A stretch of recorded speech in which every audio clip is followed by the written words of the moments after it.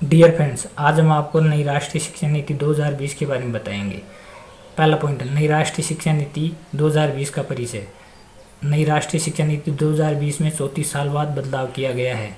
इस शिक्षा नीति में देश के कोने कोने से राय ली गई है और इसमें सभी वर्गों के लोगों को शामिल किया गया है। देश में पहली बार व्यापक स्तर पर राय ली गई है।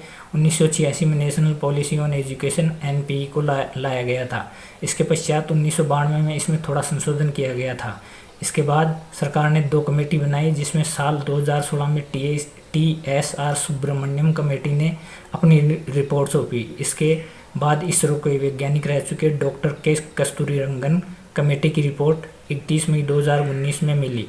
तब जाकर आखिरकार शिक्षा नीति में बदलाव किया जा रहा है। हालांकि नई शिक्षा नीति के लागू होने से पहले इस पर सवाल उठने खड़े हो गए हैं, परंतु किसी भी शिक्षा नीति में नवीनता और प्रगतिशीलता जैसे गुण शामिल हों तो वह शिक्षा नीति जीवंत समझी जाती है, तथा जिस शिक्षा नीति में इस तरह के गुण नहीं होते हैं वह शिक्षा नीति अपना महत्व खो देती है।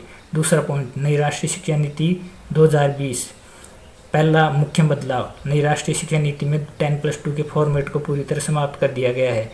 नई राष्ट्रीय शिक्षा नीति 2020 में 10+2 की जगह 5+3+3+4 फॉर्मेट में डाला गया है। 5 वर्ष बराबर प्री प्राइमरी प्लस कक्षा 1 एवं 2, 3 वर्ष बराबर कक्षा 3, 4, 5, 3 वर्ष बराबर कक्षा 6, 7, 8, 4 वर्ष बराबर माध्यमिक स्तर कक्षा 9 से 12।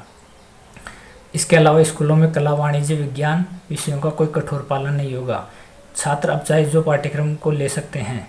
बोर्ड परीक्षा का सैद्धांतिक महत्व कम किया जाएगा। अब 10वीं बोर्ड परीक्षा नहीं होगी।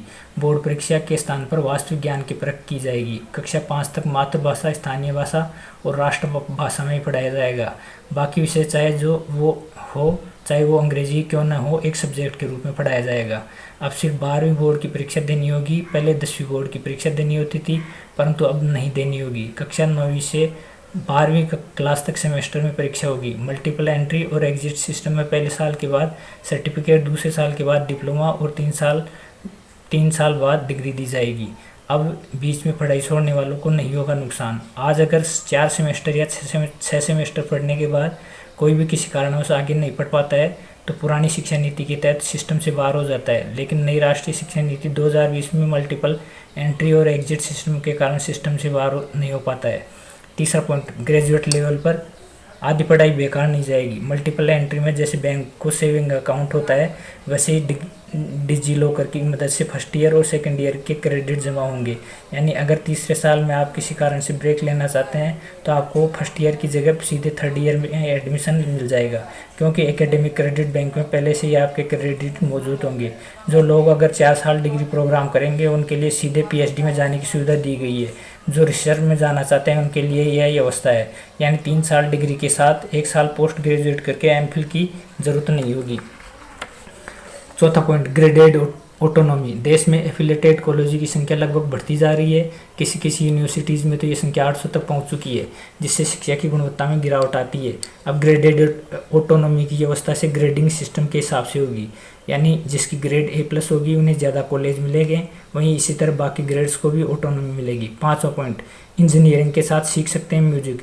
मल्टीपल डिसिप्लिनरी एजुकेशन में आप किसी एक स्ट्रीम के अलावा दूसरा सब्जेक्ट भी ले सकते हैं। यानी अगर आप फिजिक्स ऑनर्स करते हैं तो आप केमिस्ट्री, मैथमेटिक्स, जूलॉजी या बॉटनी ले सकते हैं।